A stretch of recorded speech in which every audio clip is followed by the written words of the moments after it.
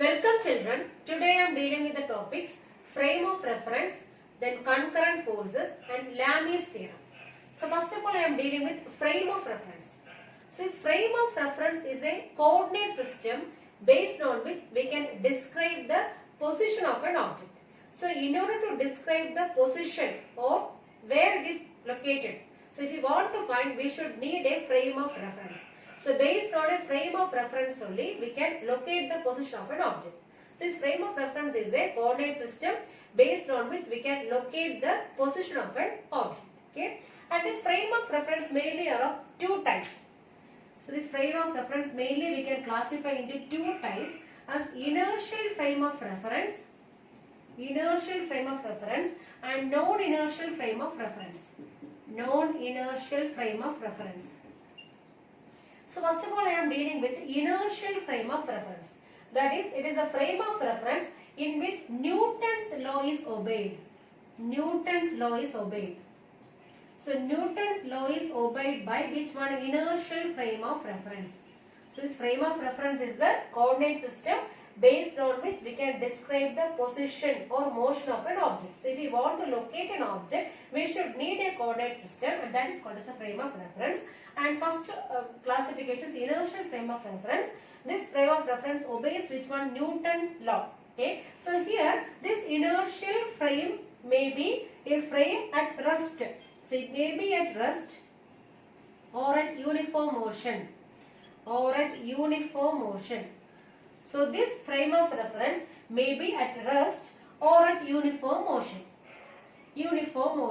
So here Newton's law is obeyed means we know what is Newton's second law. Okay, so from second law we have F equals m into a, mass into acceleration. Okay, suppose there is no force, that means F equals 0. So what happens? 0 equals ma. Okay, we know that mass is not equal to 0. So mass always has a value. So mass is not 0. That means acceleration equal to 0. That means acceleration 0 means this frame may not be moving. So acceleration 0 means velocity also will be 0. And this frame may be at rest. The frame may be at rest here. Or it may be at uniform motion. Okay, that is called as which one? Inertial frame of reference. So here this frame of reference may be at rest or at which one? Uniform motion. And here there is no acceleration. Acceleration is 0 here. Okay, so velocity is not 0, velocity is constant. So velocity is constant here and acceleration is 0. So velocity remains constant, then only acceleration becomes 0. There is no change in velocity. So velocity remains constant here and acceleration is 0. So this is called as which one? Inertial frame of reference. So here which law is obeyed? Newton's law is obeyed.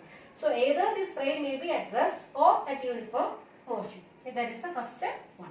Then second one is non-inertial frame of reference.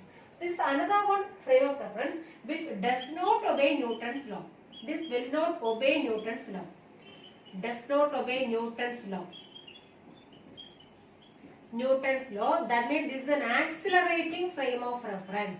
Accelerating frame of reference. Accelerating frame of reference. That means here this frame of reference is not at rest or at uniform motion. It is an accelerating frame of reference. Okay. So here automatically a fictitious force or a pseudo force is acting on this object. So here a pseudo force. So based on a pseudo force or we can say fictitious force. So based on a pseudo force or a fictitious force only we can explain the movement of this object in non-inertial frame of reference. So in order to explain this non-inertial frame of reference, we should need a pseudo force or we can say fictitious force. So what is the meaning of a pseudo force? So it is not an actual force, it is a virtual force. This pseudo force means it is a virtual force. So virtual force is acting. A virtual force is acting on this object. So here this frame of reference is actually moving. Frame of reference is moving. So this object will be acted upon by a fictitious force or we can say pseudo force. It is not an actual force here. Okay. So this frame of reference mainly we can classify into two. Inertial frame as well as non-inertial frame. This inertial frame of reference will be obeying Newton's law. That means this frame may be at rest or at uniform motion. So we can apply this one. When f equal to 0, what we are getting now? Acceleration is 0. So velocity remains constant here. That means either the body may be at rest or at uniform motion. That is non-inertial frame means it does not obey Newton's law. Okay, that means here this frame of reference is an accelerating one. So it is actually moving with no constant velocity. It is an accelerating body. And here we have to apply which one? Pseudo force. Here a pseudo force or a fictitious force is acting on this body. So one best example I am giving. Suppose one person is standing on the road and he is observing a person inside a moving bus. So here this person is standing here means here this frame of reference means it is at rest. So it is an example of which one? Inertial frame.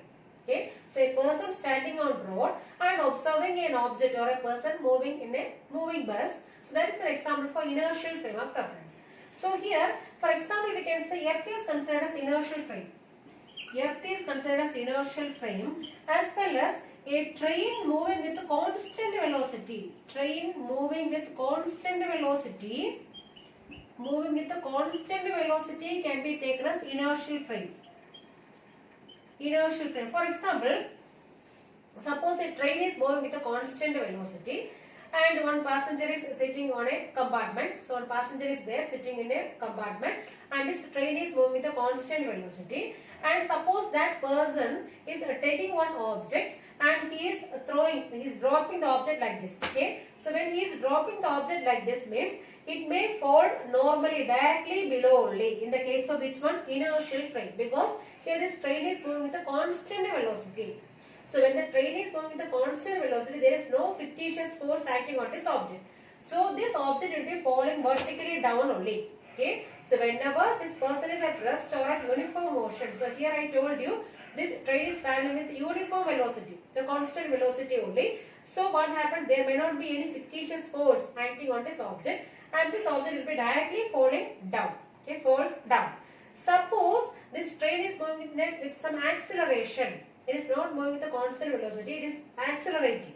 Suppose this train is moving with an acceleration and suppose this person is dropping the object, this object will be falling like this, like in backward direction.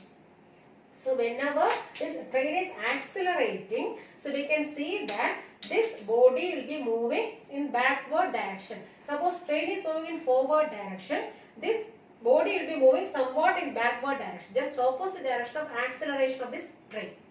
Okay. So here we can say, we can apply this formula. So F equals ma. So we have the force formula F equals ma. But here we are putting minus ma. That means here this F indicates the fictitious force acting on this object. Fictitious force, or we can say pseudo force. Due to the pseudo force only, this body is moving somewhat backward. It is not moving, it is not dropping straight. It is moving somewhat to the backward direction, to the opposite direction of this moment of train, and is falling down. Okay, and that horizontal distance is due to which force only? Fictitious force. So we are putting here F equals minus ma, and here F indicates the fictitious force acting here. And this A indicates acceleration of this train. Acceleration of train, because this is an example for which one? Non-inertial frame. So non-inertial frames are always, it is moving, it is having some acceleration. So just opposite direction of acceleration of this train, this object is falling. Due to which force? Due to the fictitious force or pseudo force. So already I told about the pseudo force.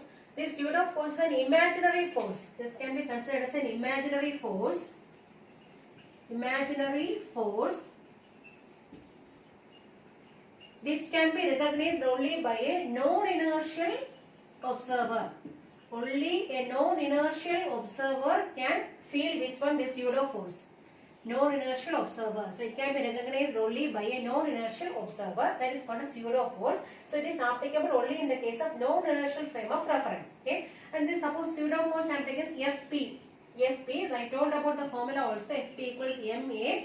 But we are putting a minus here. So why we are putting a minus here? Because this pseudo force is acting opposite direction of in opposite direction of which one? Opposite direction of acceleration. Opposite direction of acceleration. Opposite direction of acceleration. So if the body is moving in forward direction, so I told in the previous case itself, suppose the train is moving in this direction, and if you are dropping an object inside the train, if you are dropping an object, it may be moving in the just opposite direction. So somewhat a distance in the backward direction. Okay, that means it is in opposite direction this force is acting. So both are opposite, that is why we are putting a minus here. Okay, suppose the train is moving with a constant velocity, means this body will be falling vertically downward.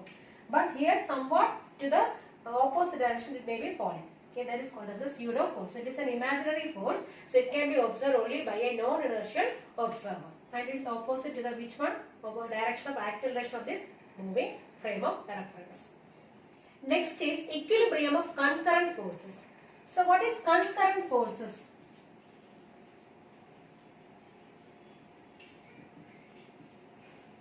So concurrent force means forces acting at the same point on a body. Suppose I am taking one body here and this forces acting at the same point on a body. Okay, so at the same point itself, so many forces are acting. F1, F2, F3, F4. Okay, and these forces acting at the same point on a body can be called as which one? Concurrent forces. Concurrent forces. And when we can say that this body is in equilibrium, so when the net force acting on this body is 0, that means here we have taken 4 forces, and suppose we are adding all these forces, F1 plus F2 plus F3 plus F4. So if the net force acting on this body is 0, then we can say that the body is in equilibrium. Okay, so when a number of forces acting on this body, so many forces are acting on this body, and still that body remains in the state of rest or at uniform motion, then we can say that the body is in equilibrium. Okay, so when a large number of forces are acting on a body and still this body remains in the state of rest, so it may be in the state of rest, the body remains in state of rest or of uniform motion, then we can say that the body is in equilibrium. So we can say that this body is in equilibrium. Or we can say if the net force acting on the body, net force acting on this body is 0, then we can say that the body is in equilibrium. So here we have 4 forces, F1, F2, F3, F4. So when we are adding all these 4 forces, the net force is 0 here. Okay. So net force 0 means this body will remain in its own state. That means suppose it may be at state of rest or it may be at state of motion. So it may remain in its own state. It is not at all moving or it is not at all accelerated here. Okay. And that condition is called as the equilibrium condition. Okay. So consider one example. So we have 3 concurrent forces here. F1. So F1 is the first force. F1, F2 and F3, and all these forces are acting at the same point O. Okay, these 3 are, so we can say these 3 forces are concurrent forces. That means the forces acting at the same point on a body can be called as the concurrent forces. And here we have 3 concurrent forces, F1, F2 and F3 acting at the same point at O. Okay, and here we have F1 and F2. The tail of both the vectors are joining together. Okay, then how will you find the resultant of F1 and F2 here? Using parallelogram law. Parallelogram law is also known as tail-to-tail method. Okay, so parallelogram law of vector addition. So what we can do? We can draw a parallelogram here.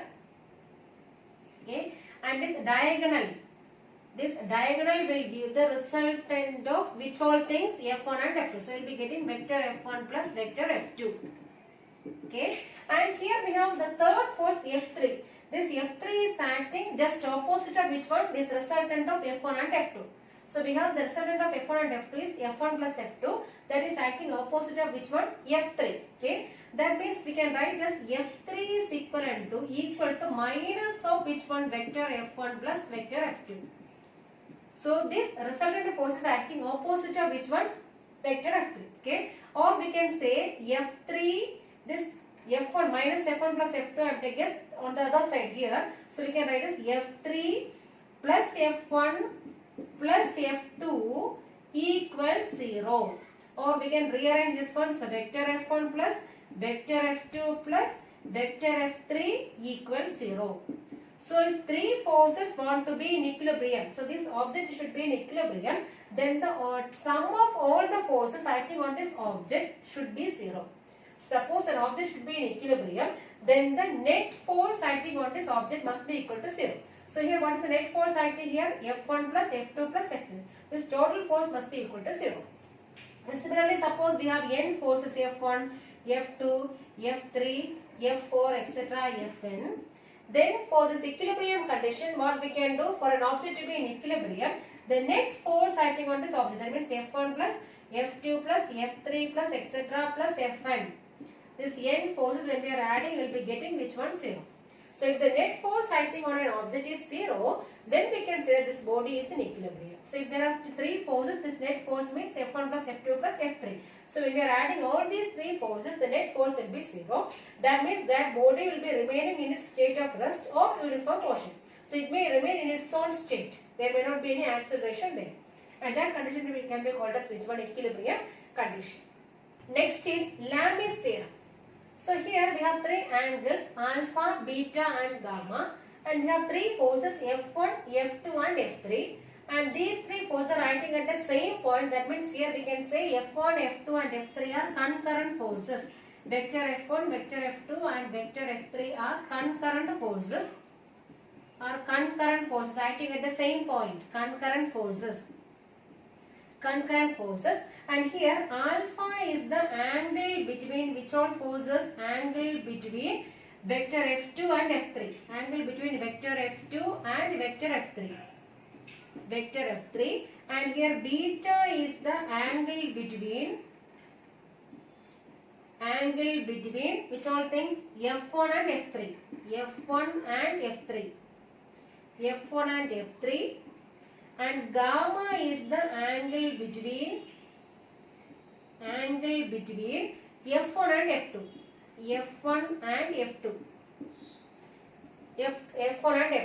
Then according to Lami's theorem, it is said that the force F1 is actually proportional to sin alpha. And similarly we can say vector F2 is proportional to sin beta, and similarly F3 is proportional to sin gamma. So here vector F1. So vector F1 is proportional to sin, what is opposite angle of F1? Alpha. So F1 is proportional to sin alpha. F2 is proportional to what is opposite angle here? Beta. So F2 is proportional to sin beta and F3 is proportional to sin gamma. Okay. Or we can write this one as, so F1 by sin alpha. F1 by sin alpha must be equal to a constant, because F1 is proportional to sin alpha means we can say as F1 by sin alpha is equal to a constant. Okay. So we can write as F1 by sin alpha equals a constant. Similarly, we can write as F2 by sin beta will be equal to a constant. And similarly, we can write F3 by sin gamma is equal to a constant. And together what we can write now? So we can write as F1 by sin alpha equals F2 by sin beta equals F3 by sin gamma equals a constant. So this is called as Lami's theorem. Okay, so Lami's theorem states that F1 by sin alpha equals F2 by sin beta equals F3 by sin gamma equal to a constant. So here in general, Lami's theorem states that if 3 forces acting on a point is concurrent, okay, and these 3 forces make this body to be in equilibrium. Okay, so here 3 forces are acting on a body, 3 concurrent forces are acting on a body, and that forces make this body in equilibrium. Then we can say that each force will be proportional to the sine of angle between other 2 forces. So here F1 is proportional to which one? Sin alpha. That means alpha is the angle between other 2 forces. That means F2 and F3. Okay. Similarly, F2 is proportional to which one? Sin beta. Beta is the angle between other 2 forces. That means F1 and F3.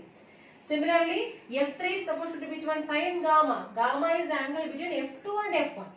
So this Lami's theorem states that if 3 forces acting on a particle make that body in equilibrium. So here these 3 forces are concurrent forces. So if 3 concurrent forces acting on a body make this body to be in equilibrium, equilibrium, then this force is acting on this body, and this force makes this body in equilibrium, then we can say that each force must be proportional to the sine of angle between other two forces.